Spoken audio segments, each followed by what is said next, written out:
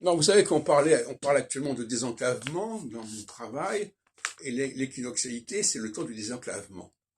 Le désenclavement, c'est de ne pas être confiné, cantonné dans une spécialité trop précise.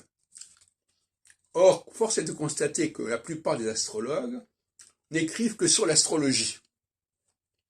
On ne publie pas, si on les publie, c'est uniquement en tant qu'astrologue.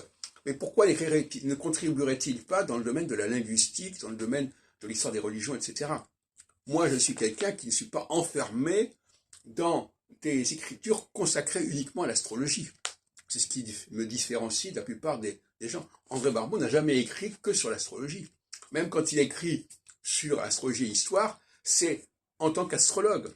Il n'a jamais fait une contribution qui présente un intérêt véritablement pour les historiens. Et dans d'autres domaines, c'est pareil. Les astrologues ne se sont jamais fait respecter dans d'autres domaines que dans le domaine de leur discipline. Et la plupart des gens n'écrivent que sur ce sujet. Tout comme d'ailleurs, les anti-astrologues sont souvent incapables d'écrire autre chose que sur l'astrologie.